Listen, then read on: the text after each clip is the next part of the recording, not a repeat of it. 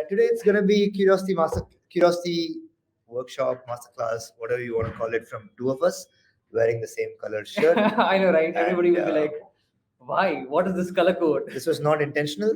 Just letting you all know. It's going to be very fun today, I think so. Yes, we will try our best. I hope it's gonna be as fun as for you as for us. Yeah, keep your expectations low. That's usually one of the lessons about emotions is to like keep your expectations low. Generally, if you do that, you will be happy.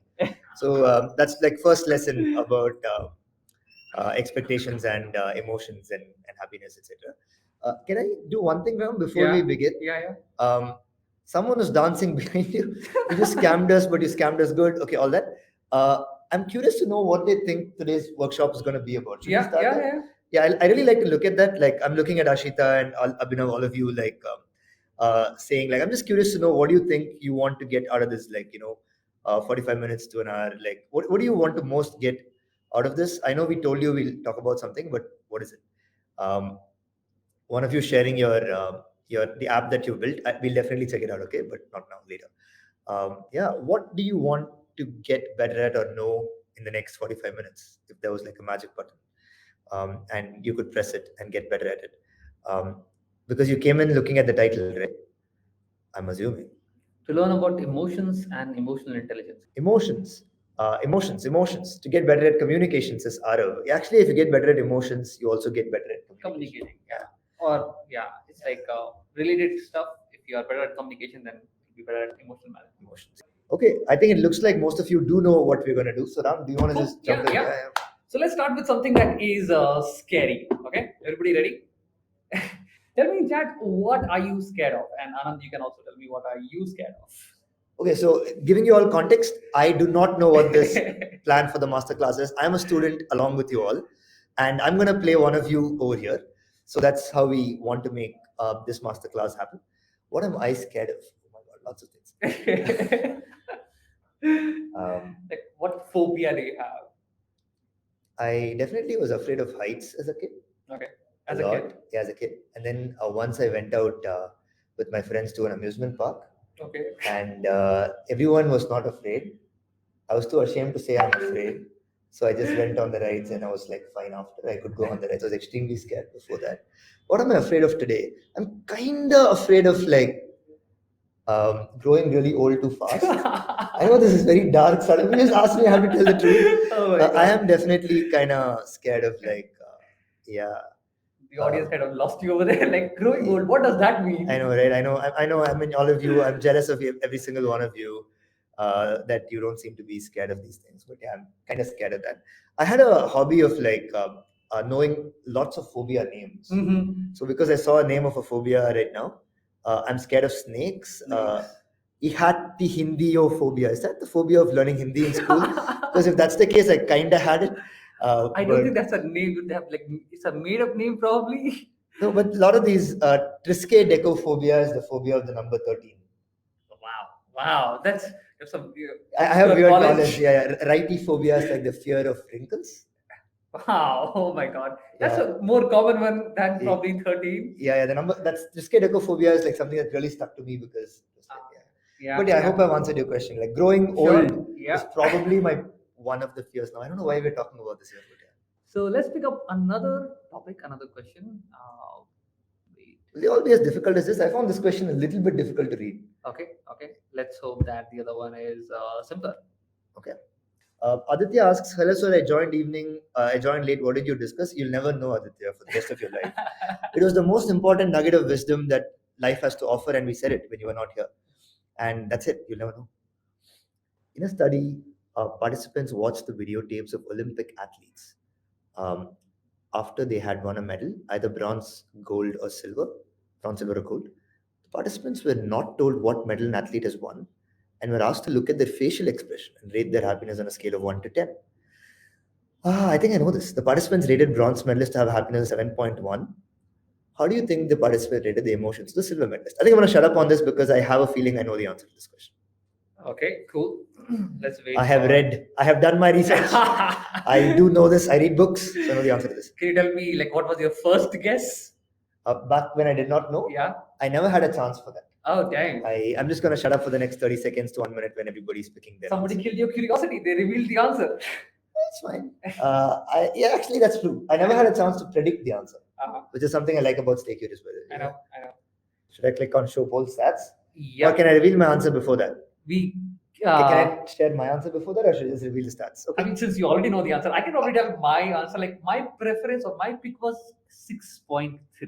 Okay, 7.1 instead of that it was 6.3. Yes. Okay. So I thought like probably silver medalists will, they will be rated 6.3 on a happiness scale, slightly lower than bronze medalist. But yeah, let's go for it. I just want to share with everyone, 32% have said 8.7. 37% have said 7.9. So majority, in fact, yeah. 70% have said it's above. Silver medalists will be happier than the gold medal. Obviously, it's just kind of makes sense, right? Yeah. This is where we humans don't understand happiness very well. I mean, here before we reveal the answer, maybe I can tell one story. Yeah. In my school, there was one of my friends who got like second rank. And they were like so sad. They were like, "Oh my god, I just missed first rank with 5 marks." And there was another friend of mine who just passed, and he was the happiest of all. I think everyone now knows what's. But I love the story. Shall I click on this? Yes, go for it. Okay. So 70%, about 68% have said the silver medalist will be happier. Yeah. Only 32% have said sadder. Yeah. Of that, only 10% have said he'll be so sad. So sad. But what's the answer? Can you see the answer? I think they can see the answer. The answer is 4.8. Yeah, you will be able to see the answer. Isn't that weird? See, I read about this, okay? Like, this was a famous study, so that's why I think I wasn't surprised that always the bronze medalists are imagining their life without winning any medal. So they are happy. The silver medalist imagining his life with the gold medal. Yeah. So he's sad. Isn't that the exactly? Is there any like emotions takeaway for me or like for anybody or students? So yeah, the same thing. Basically, whenever you are comparing, whenever you're feeling an emotion, it's mostly like compared to what your state could have been, right? For example, let's say, like I'll share one of my real stories. Like I have to go to London and then I have to book flight tickets. And I saw the flight ticket. One of the flight tickets was like 78,000, okay, to and fro. And I was about to book it, but I was like delayed by a couple of hours because of some meetings. And then the next flight ticket, that next time when I logged in, I saw, and I was like, it was 80,000 rupees. The price increased by 2,000 rupees, and I was like, oh my god, no, I'm so sad because it was 78, right? So you always compare what you could have got, and that kind of makes you happy or sad. Right? Yeah, so is it fair to say that we are not happy or sad by what we have or don't have? It's typically more common that we're comparing to some baseline, either ourselves or somebody else. Yes. If last exam I got good marks and I reduced, even if I did well overall, I might feel a little sad because it tend to be relative. True. Yeah, I'm pretty curious to know what people have to share about it. Do they relate to this? I'm just like curious to know what there is. And Mohammed Sharik, like I said, we'll definitely keep time to talk towards the end. Yeah. Any other takeaways for students? Like how can I actually? I have a question on your behalf, all of you. How can I get out of this? Like, I want to be happier. So I guess it's more about emotional intelligence. The first step is to be aware of your emotion, and the second step is to be aware of why that particular emotion is there.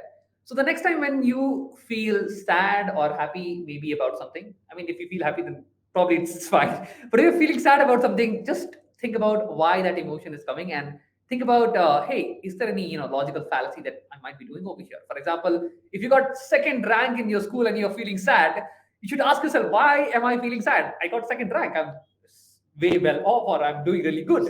I mean, I don't know. Whenever I've tried to make myself happier when I'm sad, it's not worked very well. But I hear what you're saying. Like if I have to if I can first of all state it that I feel sad, like you mentioned, that's step one of emotional intelligence, which is just being able to say I feel sad because I got second rank and it's because I'm comparing myself to the first rank. That itself seems to do a lot. Whenever I've tried to say become happy, that's at least for me it's not worked very well. I'm not sure if this can make you happier, but this will obviously give you some perspective towards your own emotions, where they arise from. Yeah, and I'm just looking at some of the things folks have shared. So you want to be happy, you play Minecraft. A simple solution to a problem, lifelong eternal happiness is in Minecraft. Is it okay if I look at some of the answers? Sure, Tell me if I'm taking too long at some point, just cut me off. Me thinking how it feels to get 2 rank because I always go for first. Definitely some people will brag over here. Yeah, I'll be ready for that. I have never got below first rank. Never. Yeah, I play Minecraft. Wait, there was one that I saw was interesting. Can't relate. I'm reading this out loud. Can't relate mainly because in all my school Olympiads, I get gold and I've got silver once. Veer, if you just wanted to flex, you could have told me, man. I feel like I was okay, but I thought about how I would definitely get next, get more next, or got. Oh, so Veer does not relate to this because when he's got it, he didn't That's awesome. feel that way. Yeah, that's great, Veer. That's really good. You don't seem to be affected by this as much as some of us. Imagine if Ram has to cancel his trip and no return. Yeah, Himanish is like, did you book the ticket finally? Yes. But sadly. Sadly, yes. Yeah. For 2,000 rupees, yes. Archis says that the answer is based on circumstances and expectation and what criteria. Exactly. I think so. Happiness tends to be more like that, which is awesome. Yeah. Shreyas says happiness and sadness are 2 wheels of the same vehicle. Wow. Yeah, Okay. that's really good. Sounds pretty philosophical to me. Pretty deep also because people generally believe that they should not be sad at any point in time, but sadness is one of the core feelings that we. Yeah. I tried to kind of run away from sadness a lot, but then I realized that it's just easier to accept it's a small part of life. Hopefully, a small part of life. So I have a number today, 2 out of 7 days if I'm happy, I'm okay. 2 out of 7 days if I'm sad, I'm fine. 5 out of 7, I want to be happy. Yeah. If it's 2 out of 7 happy, I'm not okay with that. Cool. The big thing is hey, after a dip, the peak that you experience is a really huge jump, right? It's better to have peaks and pits than to have a flat line. I would debate you on that. Depends on the size of those peaks and troughs. I'm not sure what everyone thinks here. Sure. I like Stoicism a little bit more. I don't know if you all know about this philosophy called Stoicism. If you do, just give me a thumbs up. Is it okay if I ask that question? Yeah. How many of you have heard of this? Some of you thumbs down. What does this guy think? Does he think they're 75 years old? Why will I know Stoicism? I know Minecraft. Minecraft makes me happy. Why do I care about Stoicism? If I don't get first, I don't care. I move on, says Himanish. Sometimes, Stoicism is basically trying to detach your happiness from the outcomes of life. It's not perfectly possible, but it's a philosophy of life where you're you try to keep the ups and downs, not dependent too much on the outcomes, but dependent more on what you did. And I've personally found that to be it's an old Greek philosophy, but it seems it's also close to our classic Hindu philosophy a little bit as well. Okay. It's at the risk of bringing Sanskrit into this, it's karmanyevadhikarasya ma paleshu kadasana. It's basically hey, if you are more internally focused, you tend to be more happy net. Okay. Is a theory. So that's why I said ups and downs, maybe a little bit, but I'm not so sure. Got it. Yeah. Okay. So Anand, the question is, researchers gave money to people to spend on either themselves or other people. Okay. Which type of spending do you think made participants happier? Interesting. Spending money on themselves, spending money on someone else. Okay. Both groups were equally happy. Okay. It depends on age, gender, and other criteria. So, okay, we have 35% people who have picked the options. Let's count down. 5, 4, 3, 2, 1, and 0. So we have 40% of the people who are saying both groups were equally happy. It doesn't matter. It doesn't matter? Yeah. And the second most picked option is it depends on age, gender, and various other things. Interesting. Okay, I actually do not agree with the students in this case. Can I also come into the screen right now if I don't see it? My answer is that giving people to other people makes you happier on average. Correct. I don't know if I'm right, but let me know. Yeah. Okay, cool. And the correct answer is yes, spending money on someone else actually makes you more happy than spending money on yourself. Can I flex in front of them? See, there is. See, some of us, sometimes as grown-ups, we read more, we are better than you, okay, sometimes. Okay, I'm just going to shut up now. And I'm surprised that 40, I actually honestly, I thought most people will pick that option. Okay. Maybe I have curse of knowledge here. I had read this study a while ago, so I kind of assumed that most people have maybe come across this information that I do this a lot in my life also. If you're not sure what to do, if you're not sure what to buy, quickly buy something for someone. It actually makes you feel better than you predicted. Actually, you know what? I picked the first option when I was first doing it. Which was buying it for yourself will make you happier. Imagine, if I have to buy a PS5 for myself versus buy that PS5 and gift it to somebody else, I'm come on. how in the earth will I be ever happy in doing that? I think the best way to answer is just experiment. Yeah. I would recommend all of you students to like just try buying something small for somebody else. And there's a way to do this actually. One of the sort of cognitive behavioral therapy folks who taught me, they taught me that try and make a prediction of how happy something will make you on a piece of paper, and then go back and mark how much it made it. Yeah. So give a score. Like I'll feel buying a PS5 for myself will make me 80 out of 100 happy. Say that's your prediction. You go right next to it how happy it really made you. Okay.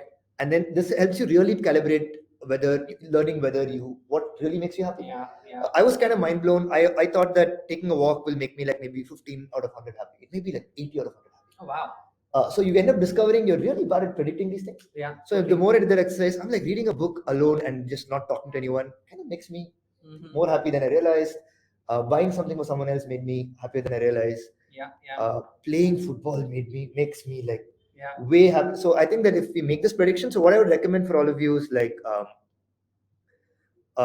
try this out, buy something for someone else, make a prediction, and then see if it matches your prediction, and try buying something similar for yourself.